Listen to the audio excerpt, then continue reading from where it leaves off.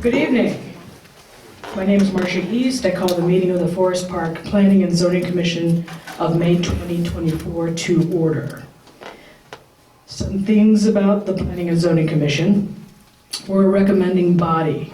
We are volunteers. We are not elected. Your council members are elected. We are not elected. We live here. We're your neighbors. We are one step in the review process. So if something goes to the next step, it's not the end of the world. In our role, there are two documents that guide us: the Forest Park Zoning Ordinance and the Forest Park Comprehensive Plan. As a public hearing, the purpose here is to provide due process for the petitioner. We gather testimony and evidence to make finding of facts. We determine how to believe the local zoning ordinance applies to those facts, and hear all relevant facts and testimony. Let's do roll call. Kevin Hibbets. Here. Ryan Russ. Here. Carrie McBride here. Scott Michael. Here. Paul Price. Here. All here. We are not approving minutes from last time because last week's or last month's meeting from April 14th will be combined with the results of this month. So today, we're doing unfinished business, and we have one agenda item. I will ask the petitioner to make their presentation. The commission will again have the first opportunity to ask questions before public comment, and again after public comment. Public comment is in two forms. We are able to have submitted written comments, but I understand there aren't any today, and that's okay. For in-person, I'm going to ask that after the petitioner is complete, that you line up at the microphone, and when called upon, that you give your name and your address and limit your time to 3 minutes. If comments have already been expressed, I will ask you to refrain from speaking or to keep your comments brief. For citizens here who would like to do any commenting this evening, I'll ask that we do the swearing in at one time and ask you to raise your right hand. Do you solemnly swear that the testimony that you will give will be the truth? If so, please say I do. I do. Thank you. So the item is PZC 2024-04. May I have a motion to reopen the packet? So moved. Is there a second? Second. All in favor? Aye.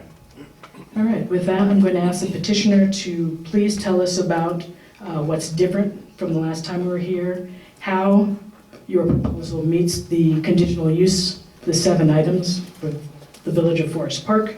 And for those of you wondering about all the wonderful written materials, I understand they are available on the website from last month and this month. Thank you, Chairperson. My name is Nick Fatikas, and I'm one of the attorneys. Can't hear you. Microphone on the top. I think we got Hello? Yeah.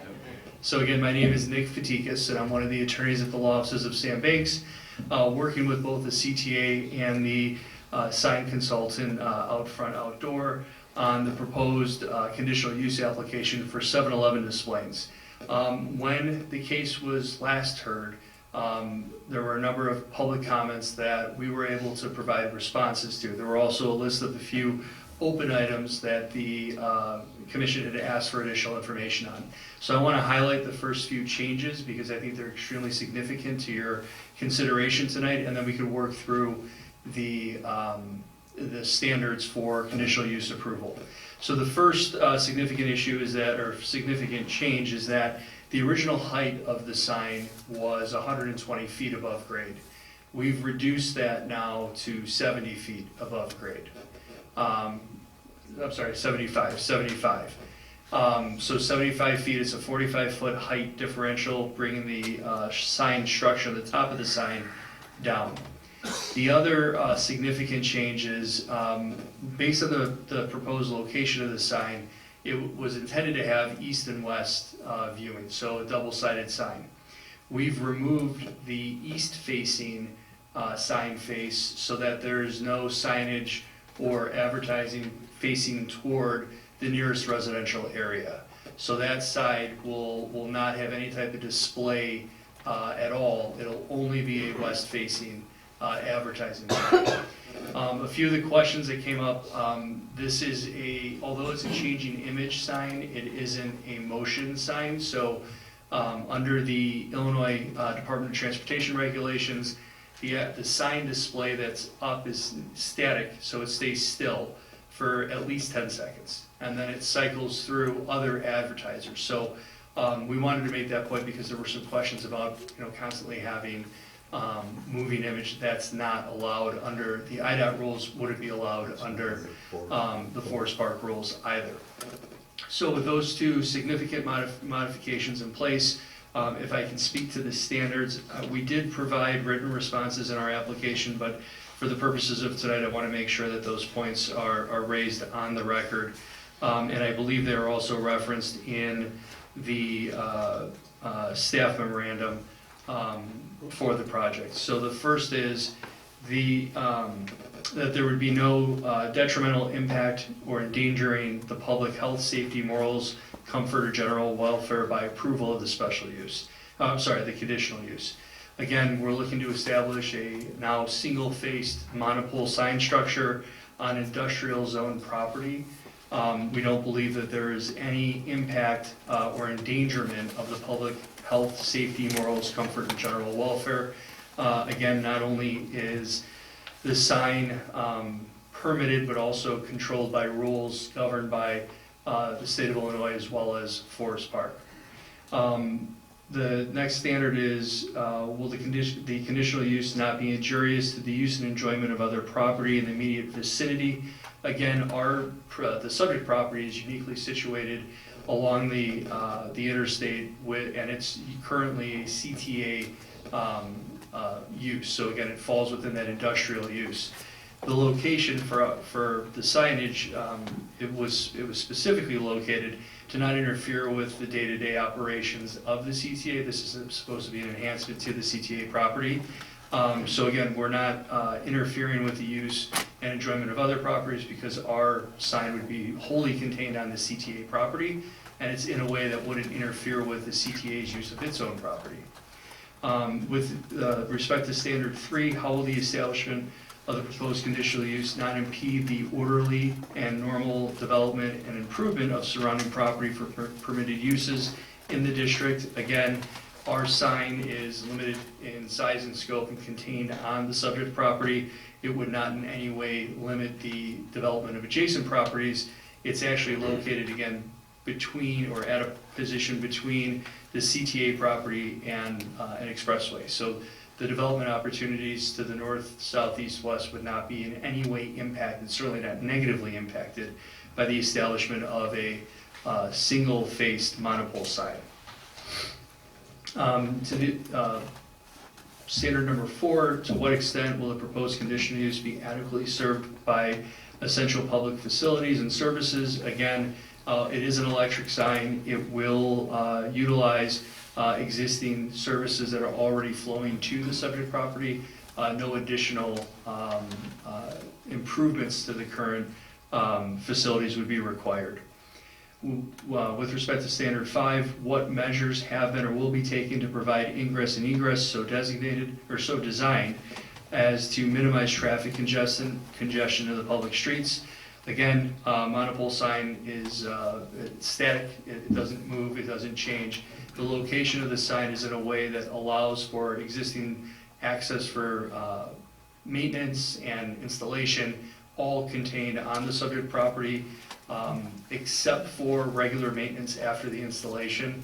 There's really no expectation of any new traffic being generated specific to the sign. Again, it's just that's not the nature of the use that we're seeking to approve. With respect to standard 6, how is the proposed conditional use not contrary to the objectives of the current comprehensive plan for the Village of Forest Park? The subject property is zoned I2, which contemplates advertising signs as a conditional use under the code. We're not seeking to change or modify the use allowances within the district. We're not even changing the I1 zoning boundaries. Again, we're trying to use the conditional use as an add-on use within the I2 district. And then I believe lastly, how does the proposed conditional use conform to the applicable regulations of the district in which it is located?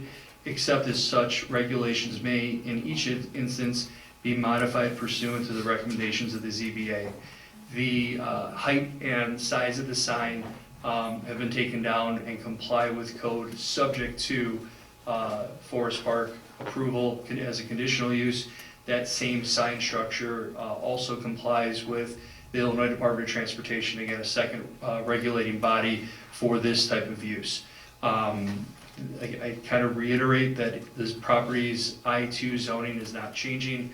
This is one of the districts that the Forest Park Code contemplates outdoor advertising signage as an allowed use with that, again, conditional use approval. So I'm more than happy to answer any questions. That concludes really the presentation in chief. The takeaways are that we've reduced the height of the sign, we've removed one of the faces of the sign, and the additionally requested information has been provided to staff. I do have, and this was forwarded to Steve, but we do have a photometric showing essentially where now the single face will send the light. It's all toward the expressway, toward the CTA property, and there's absolutely zero light going toward the residential, nearest residential district to the east. That was a lot of talking, I'm sorry. And there was also something you did with a truck and a lift? Yeah, so we did actually have, call it a cherry picker, go out and go up 75 feet in height.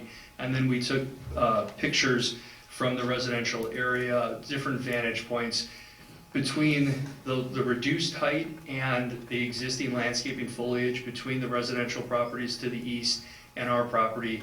That bucket truck extension is not visible. So the goal is to essentially, why we kind of landed on that 75-foot height is because it's at a point where from the residential district, from the street, you can't see the structure. And because it's no longer illuminated and facing the residential neighbors, it's really just kind of blends with the foliage and the landscaping between the properties. And photos of the kind of our experiment, we'll call it, were submitted to staff, and I believe were included in the packet presented to the board Right, tonight. which means they should also be on the website. Thank you. Okay. I'm- Let's open it up for the commissioners. yeah, sorry. I can actually do this. All right, so my first question is, this is the dispersion plan? Yes, So it shows that all of it's going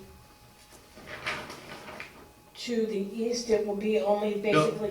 is that to the east? west, not east, and then, I'm sorry, to the Yep. north. To the north and to the south, forward and forward, or things like this. Chairman, can I Yeah, approach? yeah, 'Cause yeah. I just want to make sure I understand how it works. what I'm about to bring you is something that was also submitted to staff, and I believe is already on It the might be here. website. Yeah. But it's a little bit easier for me to explain if I can approach and just maybe talk you through it. So this is essentially just the dispersion chart showing where kind of ground zero for us is The sign, okay. and how that light illuminates, how it disperses out. But it's a little bit, this is the, I think you're. Yeah, that's what I had, yeah. I think this is hopefully what you're looking for. This is west, this is Yes. east, north, south. So everything, all of the light that would be, is highlighted in the red. Yeah.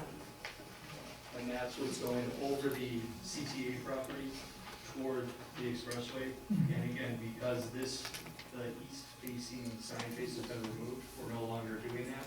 This same red light disbursement is not going towards it. That picture, and again, the picture he's showing is on the website. It might even be in my hands. It is in your hand, yeah. And then I have another question about lighting. You mentioned that all the lighting would be facing towards the sign. What you mean is all the lighting is on the sign facing west, correct? Correct. There's not any lights shining up onto the sign that would face. No, because it's a digital display, the sign is the light, if that makes sense. Perfect. No, that makes absolute sense. I just wanted to make sure. Thank you. Madam Chair, can I have the petitioner repeat everything he said at the dais into the record? Please do. Yes, I'm gonna do my best. So we showed the commissioners, it's page 5 of our light dispersion study showing red lines that indicate, yes, that would be very helpful, thank you. Thanks, Steve.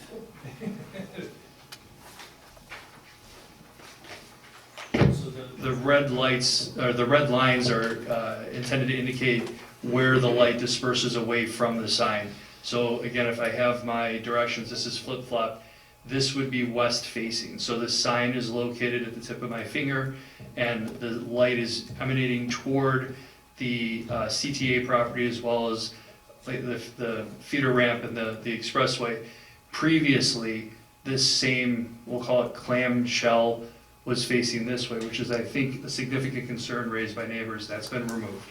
So the sign has become shorter in height, and the sign face that would have faced east is no longer being proposed. So all of the light is contained on our property or the expressway. Yeah.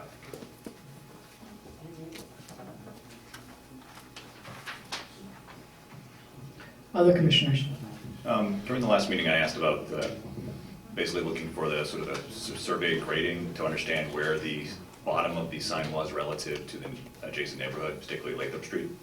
Has that been done? So we did provide a topographic survey. I don't know if a separate survey was done comparative to the residential neighborhood, but I do know that our dimension is being taken at 75 feet above graded our property. Right. Well, so what I'm trying to understand is where this is going to sit relative to the neighborhood. And that's, so as part of that, that's why we conducted that experiment to show where Right. what the vantage point is, what the visual points are from that neighborhood. Because we lowered the height of the sign, the top of the sign is now at or below the tree level, so it's blocked by, from visibility. Yeah. So my concern with that, I understand there's maps in here, but there are not a topographic survey. A topographic survey would have the survey points for the point you're pointing your billboard, plus the points around Lathrop Street. So we can understand, relatively speaking, where the top of this thing is. I don't see the cherry picker in these photos. I understand that's the point, but a cherry picker isn't a 60-foot sign. So is there a photo of the actual cherry picker? Marty, do you have a? We do have one that we took, the only place we could see the cherry picker when we were out there. Please come up, introduce yourself Okay. at the podium. And I think part of my concern is that there are leaves, so this will be visible in the winter. Hi, my name's Marty Nguyen. I'm Senior Director of Real Estate for Upfront Media Consultants at CTA. We build their signs and sell their advertising space. I was physically out there. It was our company that had the bucket truck out there. The only time, we walked the Cook County parking lot, the only time you could see the sign, even if there weren't any leaves on those trees, is if you looked around the back of the building that's on the south side of the property. We were really disoriented when we got out there. Where the heck's the bucket truck? I couldn't even find it. Finally, I had my car in that parking lot, and I went around the back of the building on the south, and that's the only time I could see it. It was through the trees. I just saw the white boom, and my guy up there in the yellow vest, and if you backed up, you couldn't even see him. So it wasn't even behind the trees, it was behind the building. Is there something you could show us to demonstrate that? Sure, I'd invite you out there too if you want. Be happy That to. doesn't help. Is there something in this meeting that you could show us that demonstrates that? No, I don't think so. Okay. I can only show you the picture we took where you can't see anything. Okay. I mean, the only reason we did it is to make sure that you couldn't see even the back of the sign, which isn't lit. We just tried to add that Yeah. extra. And I appreciate it, but with the, I think it doesn't really demonstrate much because it is a cherry picker, it's small. It has to be- Not really. I mean, you'd be able to see it. Like 10-foot bucket, maybe. Yeah, versus yeah, it's 60-foot 75 feet up in the air. We use them all the time. We use that to drive expressways to see how to orientate our sign. We couldn't find it from Lathrop. We had a hard time. Understood. Thank you. Other questions from commissioners? I take that on-ramp onto 290 every morning, and I actually leave for work pretty early in the morning. I'm there between 7 and 7:15 every day. And that's still a pretty busy area. The turn onto the 290 plus the use for drop-offs into the train station, people coming out of that train station, taking the U onto 290. That property you can't get to without blocking one of those roads, basically. And especially during construction, I guess I have concerns, if it's 36 feet in the ground and 75 foot tall, like where is a pole going to go? The trucks during construction, the setup of the frame, all of that stuff, I think you're gonna have to block a lot of that area for a fairly significant amount of time to get this thing built. I was just wondering what your estimates were for that, how you plan to do that, et cetera. So it is a very large property, and you're right, there are roadways that we want to try and minimize impact for. Marty, I'm sorry if I can call you back up. If you could respond to the time it takes to install the sign, and then working with the CTA, because it is private, or it's not from the public side of the right of way, so it's all privately contained property. So we'd be able to work with the CTA to make sure that we're either providing an alternate means of ingress and egress, or in the alternative, doing that work at a time that isn't peak, where we're not impacting the daily rush hour. But Marty, you can give it a little more information. Yes, the sign is fabricated off-site and then delivered. In the installation of one of these things, the first day we go out and drill a hole. It's about 30 feet deep, and that's just one truck. We'd have probably the lane blocked for a little while. It doesn't take them that long to drill a hole. And then the whole construction process, setting the pole and then mounting the head, probably takes about 3 days total, start to finish, 5 at the most, weather permitting. And we could definitely plan on doing it like on the weekend, But we have, CTA has some very strict regulations as well, and how we get out there and what we do. It's as simple as we bring the bucket truck out there. We have to get approvals. It's got to go through their system, so they're very stringent on their operation there, and we have to abide by that as well. Okay.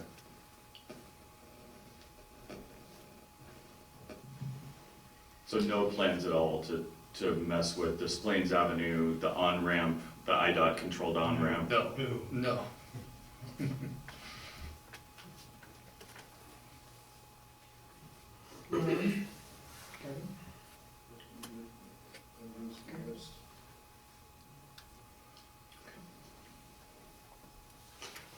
Well, then we'll open it up for public comment.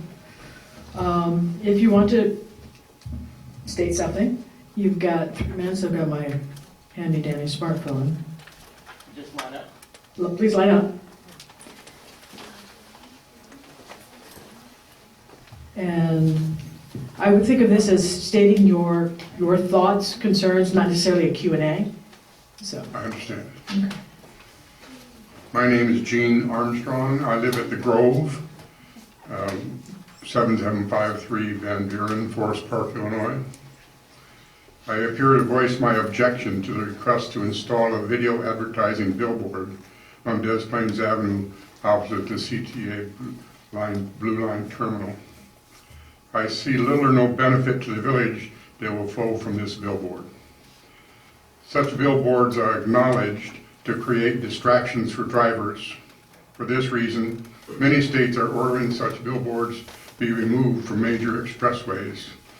The Eisenhower is already one of the most congested expressways in the area, if not the country. Heavy traffic alone is a continuing distraction for drivers. It's not a good idea to add a giant video billboard with ever-changing messages that will add a dangerous distraction. The immediate neighbors are up in arms about this proposal for good reasons. This giant billboard looming over their homes is likely to depress the value of their property. This would likely reduce real estate tax revenues otherwise due to local governments. For myself and other residents of the Grove, the sign will be a direct line of sight as we look east toward the Chicago skyline. That view adds value to our condos. If this request is approved, I and all the other condo owners with eastern exposures will be exposed to a giant flashing video board all day and all night.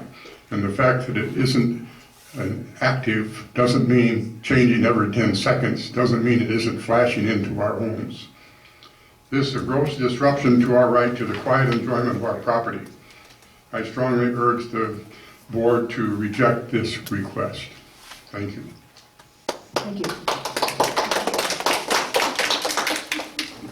So my name is Steve Romo. I live at 620 Lathrop Avenue, which is, for the picture that you just sent around, the clamshell that they took out. So thank you for that. I appreciate that.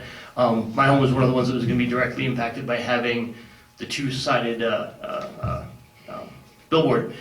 I only have one real substantial, I don't know if it's a question or an objection. When I look at this, we are here tonight because this is, while it is on CTA property, it is within our village. And there's some revenue from this, right? They're putting up a billboard in order to sell advertising revenue. The CTA wants some of that revenue, and I completely understand that. I want to know what benefit the town, the village, is going to get from this. And so far, I have not heard anybody explain in any terms what we, the village, are going to get from allowing this. Not that I'm trying to be greedy, but I'm on the police pension board. We're $38 million underfunded, so all the revenue that we can get would really help. So that's my question. Thank you. I am Jerry Santora. I'm also a Lathrop block resident. I definitely strongly object to this sign under any condition. Although they've made concessions and lowered the sign, all of the facts they've presented tonight are extremely biased. Scott brought up the fact that trees have leaves. In development, we call this a visual bias. For example, in summer, trees will allow about 10 to 30% light transmission or visual transmission. But in the fall and winter, you have 70 to 90% visual transmission. That's a huge difference. So to do a study like this and present facts to the public and to this board based on this bias is unprofessional. And to think that we would somehow be moved by this is kind of shocking. That boom truck, if we looked at the top of it and it's say 10 feet by 5 feet, that's 50 square feet. A 60 by 20 billboard is 1,200 square feet. There is no comparison, none. You've also completely not considered the fact that almost every house on that block and the blocks on the south side of the Eisenhower have 2 stories. Do you know what it's like looking out my 2nd story window to the CTA station? I can see over the top of it. I can see over the top of those trees. So does that mean because I live on the 2nd floor, I now have to look at the back of a billboard constantly? I've thought about developing my property, potentially putting a deck on my roof. But why would I want to put one up there if my main view was a billboard? Bernadette McLean has talked about home values. The other gentleman talked about home values. It's common knowledge that home values decrease by up to 10% if you are in eyesight of a billboard. And in general, every resident, including all of you on this board that own a home in Forest Park, your home values drop by thousands of dollars. There is public information and knowledge out there that speaks to this. So to me, this is a turning point. This is a spot where we have to say, hey, we already have 5 billboards. How many more are we going to allow? They're already coming here because they know we've allowed them. Oak Park does not allow billboards. There are no billboards in Oak Park for a reason. They don't want them there. So this is something we have to consider. It's also a bit shocking that they did not consider the folks at the Grove. You're talking about hundreds of people that will look right at that billboard. So are they not part of Forest Park? Do they not count? I think they pay taxes. So, I mean, this is a very weak argument in favor of something that should not be going up. And in the end, what is the benefit? What is the benefit? There's no money coming back. So what's the caveat here? I mean, what is that benefit they talk about in the proposal? Jerry, thank you. So that's all I have to say tonight.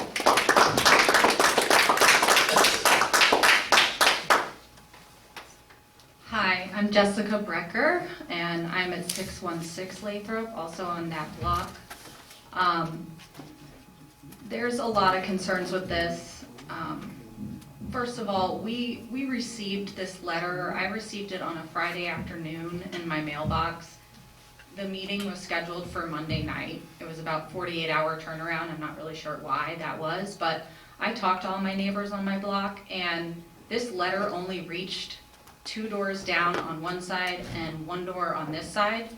So I'm not sure if the Grove was notified or whatever, but honestly, this billboard, whether you say it turns, one way and it's only gonna face west or whatever, those lights don't just face west. Those lights face east, they face west, they face south, they face north. And I'm really confused, like Jerry, as to why this is all consuming so many of our local resources and time when we've heard nothing about why we would do this. Why would this be something for this town? We are paying a lot of tax money that we wouldn't be paying, 10 blocks east to live in a suburb. And even in the city, there are parts where it's not littered like this. I think the visual pollution, it obstructs our view. It detracts from all the natural beauty of the area. It's a man-made landscape that's distracting. It's basically plastering the sky, and it basically just really decreases our overall pleasantness in Forest Park. There's a lot of business people in states that recognize that leaving the landscape alone promotes tourism. Some of those states are Maine, Vermont, Alaska, Hawaii. I haven't been to some of the places I've traveled recently, but I've been to other places, unless they've started putting them up, where you just don't see billboards. You drive down the major expressways and you don't see the advertising. When you put billboards like that up, not only is it light pollution, it cheapens the family feel of the neighborhood, and it also hogs tons of energy. For what purpose? I see trucks driving around with these things, and I'm thinking, not only are they causing extra traffic that we don't need to try and sell something, they're also You have 10 polluting. seconds. The light is a concern. I know you're saying that it faces west. I know you're saying that the light will only affect that side because we're... Thank you, Jessica. Yeah, thank you.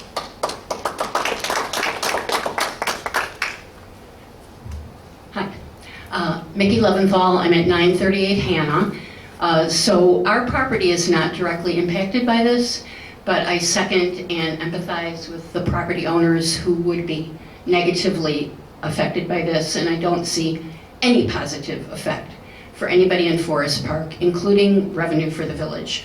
I'm here tonight to express environmental concern, both aesthetically visual pollution for the village and our neighbors to the west. I mean, what about Maywood? They don't want to look at this ugliness just to sell something and get the CTA some revenue, which I understand they need. Primarily, I'm here for the environmental issue of bird migration. That light pollution is going to kill untold numbers of birds, as light pollution does. And if we, as a village, are attempting to, as we are, kind of rebrand ourselves as being green, we have to put our money, or there is no money involved for us, where our mouth is, and support an environmental agenda. If at worst comes to worst, if you all approve this, I would hope that you would put a condition in there that during bird migration periods, that this billboard could not be on during the night to slaughter part of our very valuable, important ecosystem. Thank you. Thank you.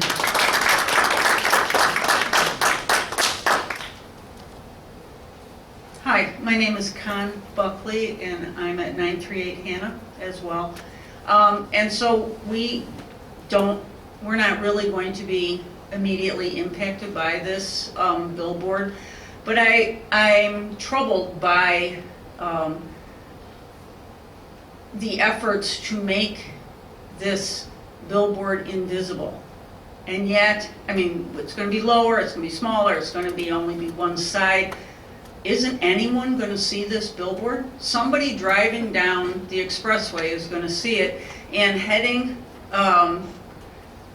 right into the sun, which is, of course, how the Eisenhower is built, and a billboard that changes its picture every 10 seconds or 30 seconds or whatever, as being this really bright distraction. And you're right, we have seen other billboards in the area, and they're distracting. And the Eisenhower is a tough road to drive, even at its best times. And I think adding this as an additional problem. I also would like to address the environmental concerns. I do share those environmental concerns, and I think that providing another obstacle in this time of climate change and the variety of challenges that we have is just really irresponsible. And I suppose I need to touch on the people who are looking at this as where is Forest Park's part in this? Where is some financial benefit? That is truly my least concern about it. But I find it, I guess, interesting that what are we being so agreeable for? I see no real advantage. Thank you. Thank you.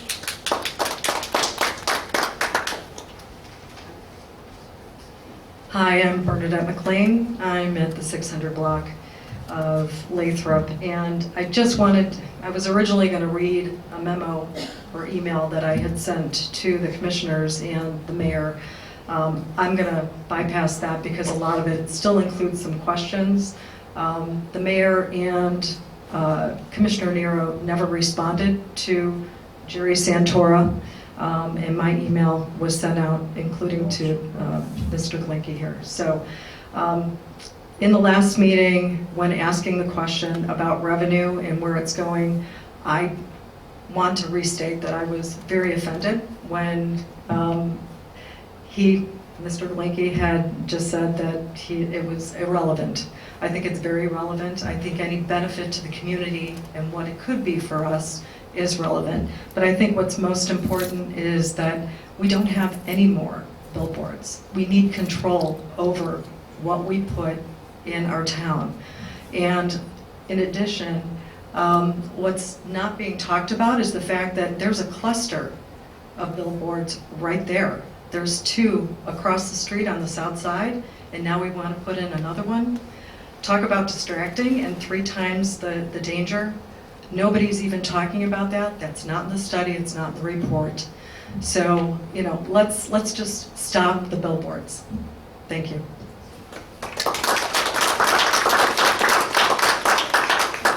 Hi, my name is Clancy Seneschal, and I live at 544 Thomas. And I read about this in the newspaper, and I thought it would be a good idea to come and just give you my perspective of billboards. There is a billboard over by Ferrara Pan, and it shines onto the Eisenhower Expressway. And when we look out our second floor windows, we see it day and night. We see it all the time. And we're not close. I mean, we're a few blocks from the Eisenhower. So I just believe it is something that definitely would impact the community. And I think about the people in the Grove, and possibly if they do any construction on the Altenheim, it's going to impact whatever happens there. So it was just my perspective to give you that I do see that billboards do impinge on people's privacy, so to speak. Thanks. Thank you.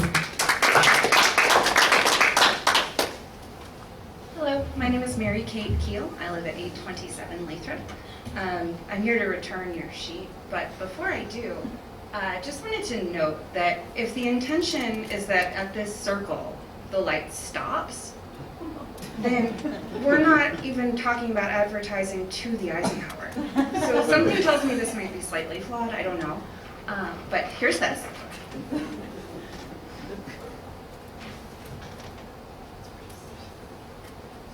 Next up, I wanted to talk about that first contingency point. We're talking about the comfort of residents. Obviously, from many, we have heard that this is going to make us all pretty uncomfortable, particularly the Grove, because again, that light is going farther than that circle. Regarding health, so per NASA applied scientists, brighter neighborhoods harm human health. And per the New York Times, in a year, a digital billboard can consume up to 30 times the energy that an average home uses. So even if the electricity is already running there, it's kind of bold to say that it's not actually going to use more. Those I'm happy to send you all as citations if you need. They are newer than the 2009 report that is the second half of your packet. Let's see what else. So, okay, we've heard about health. We've heard about pollution, we've heard about birds, we've heard about other environmental factors, the devaluation of our properties, no benefit to the residents and the village. And all of that has statistics behind it. But I would like to take one last point here, which is about a more personal side. This weekend, the community showed up to beautify Circle Bridge. Everybody put in labor. Everybody worked hard. It was a beautiful event. And that is what your residents care about. And I may not be able to see that from my backyard, just like I apparently won't see this from my backyard anymore, though I don't necessarily believe that. But I know it's there. And that's the kind of community that we should all be working toward to make better. And this does not achieve that effort. Thank you. Thank you. Good evening, John Lyons, 1000 block of Lathrop. I am not directly impacted in this on the day-to-day, but as some people brought up, I really want to focus that as you drive north and south on DesPlaines Avenue, we've now just added another large structure that every single one in our community is going to witness on their drive to and from each side of the town. Along with that, this is on CTA property, and we know that CTA property does not fare very well. The garbage, trash, bridges are rusted. This is just going to be another structure that is not taken care of, will eventually become an eyesore. I agree, we should stop the limited amount of billboards in our town, and we do not need any more. I think we're 100% full as it is. Thank you.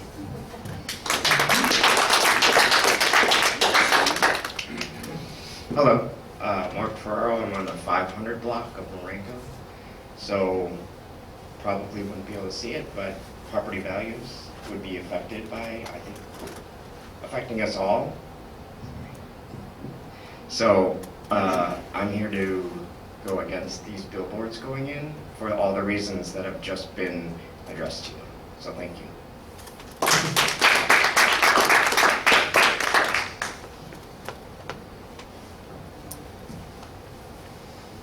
Anyone else?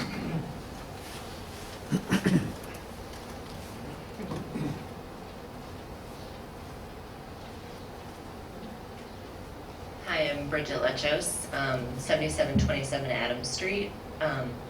I also think, our block might not be some of the residences that would be immediately and directly affected, but definitely how what's been brought up previously with during the winter when there aren't leaves on the trees and the light, in all reality going beyond that radius and above the radius too. I know the sign's been lowered and the photographs that were taken, from ground level with the trees, you can't see that boom that was, hoisted up, but those pictures were also taken during the day, not at night when there's the full, however many square footage billboard illuminated.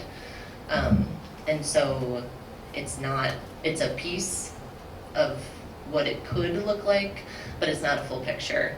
And I also share concerns about the light pollution, because there is, you know, peer-reviewed, lots of data about human health and light pollution adversely affecting human health, and how it's increasing, I believe, around 9%, you know, every year. And this, in addition of an LED billboard in our community, would just be adding to that light pollution. So not just on the detrimental effects on nature, bird migration, I think even with like trees and, you know, the seasons, it even has an effect on that as well, but also human health, circadian rhythms, you know, sleep disorders. And, you know, the folks at the Grove facing east, you know, are going to have an illuminated billboard, you know, at nighttime shining in their windows. So I support, you know, the other residences with concerns about, you know, specifically an LED billboard.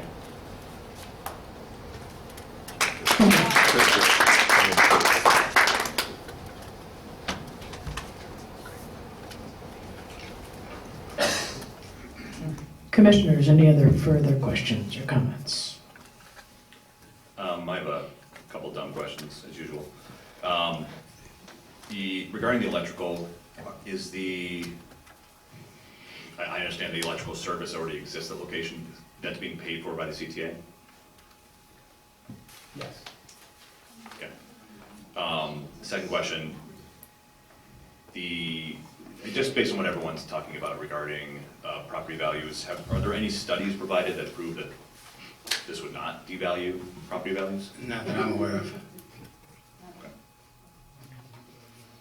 Okay, I mean, that seems like a pretty valid concern.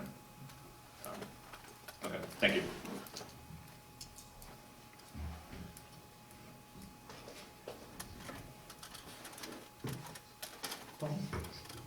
I have a totally unrelated to this billboard comment. I'm just really glad to see folks out participating. This is by far the fullest room we've ever had at this, and seemingly an incredibly boring topic. So I really hope folks come out. Planning and zoning's sexy people, come out. Visit us every once in a while. Thank you.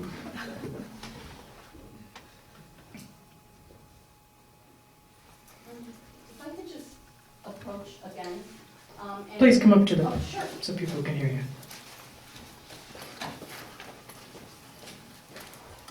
Again, Mickey Leventhal, 938 Hannah.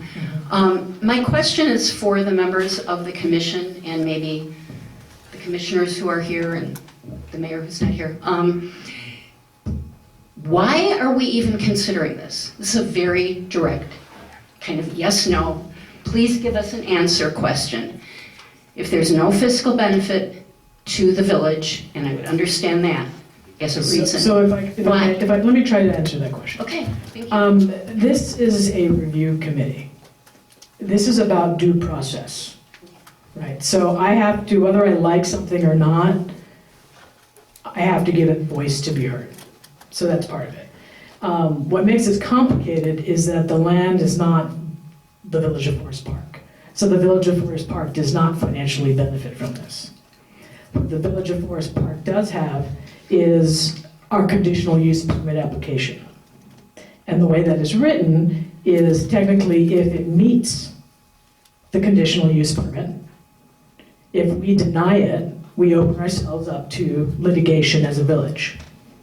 Yeah, I mean, this is, you know, we can talk about death and taxes too, right? So I hear a lot of the things that were said, and it's a tough place to be. And there are already a lot of billboards here.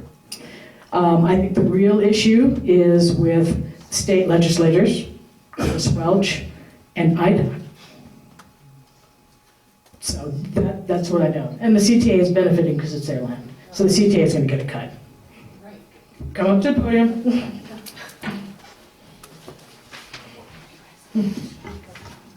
And I'm not an expert on this, I'm not an attorney. Again, we are all volunteers. Gene Armstrong at the Grove. Approval can also lead to litigation. Okay, thank you.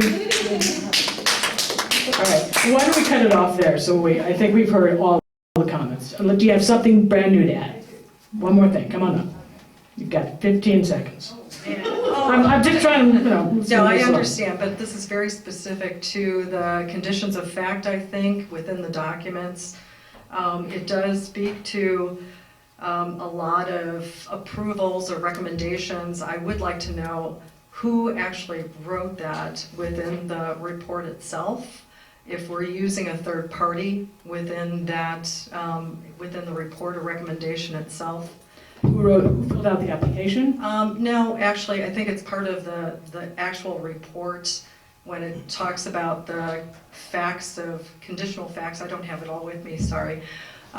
Pages 3 and 4, I believe, on some of the documentation, but it speaks to, yeah, the standards, and then it goes into the facts. So one is standard saying, here are some of the conditions that need to be met, and then the facts are what the findings are, I think. So I'd like to understand how those findings are determined and who's involved in that process. So that is a question very specific. You're talking about this document? Yes. That's written by the staff.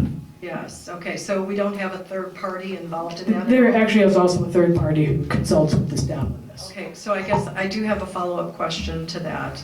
I do understand, I believe it's Muse, is That's that correct. correct? And Muse is also the same organization that consults for the Department of Transportation and CTA as well. Okay. So just a point of fact, I do see a conflict of interest. Just Thank wanted you. to point that out. And lastly, can I have one more? No. Okay, thank you. The CTA, I know they are, the property owners, but they are not the residents. They can put something in the ground, but we're the ones who have to live with it. So a very different measurement, I think, needs to be considered for those who have to wake up every day to whatever they're going to do. So that's important. Thank you. Thank you. Bernadette McLean.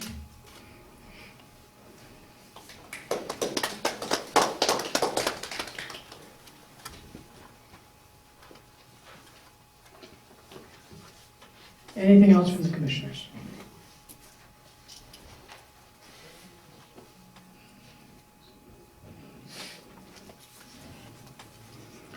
Does anyone want to make a motion?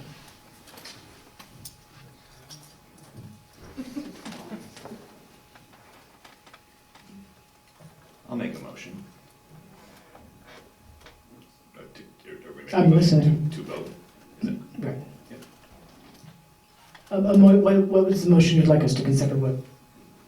Propose to vote on the attached. Well, we can read the motion. Yeah. Yeah, I can read. Am I reading the findings of fact and the? No. Okay. All right. Based on submitted petition and testimony provided, it is moved that the planning and zoning. Can't hear you. Turn your microphone on. Sorry. Based on the submitted petition and testimony provided, it is moved that the Planning and Zoning Commission recommend to the Village Council approval of the request for a conditional use permit subject to the following conditions. 1, the site shall be constructed, actually, you know what, maybe I'm not ready to move. I've got a couple comments and questions. I'm so sorry. With regard to the signage, can we add a condition, can we add conditions, if approved, that the sign can never be more than 75 feet high, it always has to face west, it can never be larger, can we make those conditions? 75 feet is the height requirement in I-2. It cannot go higher. Thank you. That is why they dropped it. Yeah. Can we require that they can't change that? Any amendment to the approvals would have to go back to the full, would have to actually go back to the PZC and then the full village council. It's called an amendment to a conditional use. Yeah, I'm sorry, I should have asked that before. I'm not sure it helps me, but I should have asked it before. All right, so back to reading the motion.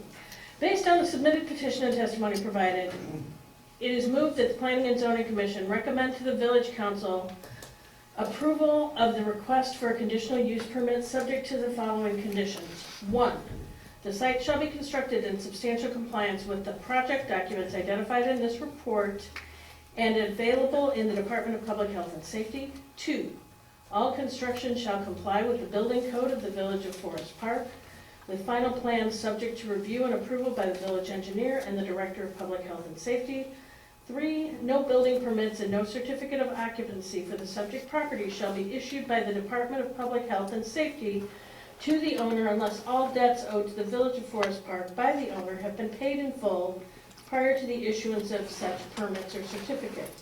4, any violation of the above conditions will result in a violation of the municipal code of the Village of Forest Park, and the owner may be subject to fines for each day said violation exists. So moved. Is there a second? Second. Vote. Kevin? No. Ryan? Yes. Carrie? No. One thing, those of you saying no, if you can include why you're saying Oh, yes I for the can. record, please. All right. My no is based on condition number 2, that it not be injurious to the use and enjoyment of other property in the immediate vicinity for the purposes already permitted, nor substantially diminish and impair property values within the neighborhood. I don't see anything that shows me that it will not impair values and reduce the enjoyment of other property nearby. So I am a no. Kevin? My no is based on, it's going to be obstructive on the ingress of the Eisenhower, I believe, and it's going to be a 7-foot wide pole at the bottom of it. I think it's going to stick out like a proverbial sore thumb as you drive up and down DesPlaines, and I do think we have enough signs in Forest Park. Scott? No. It does not appear to meet the standards for conditional use, item number 2. We are witnessing the injury and lack of enjoyment right here, with all these people speaking their concerns. I do not see, and there's no study in here, which I brought up about how it's not going to impair property values. Paul? No. I am citing condition 2 and condition 5 as my reasons to vote no.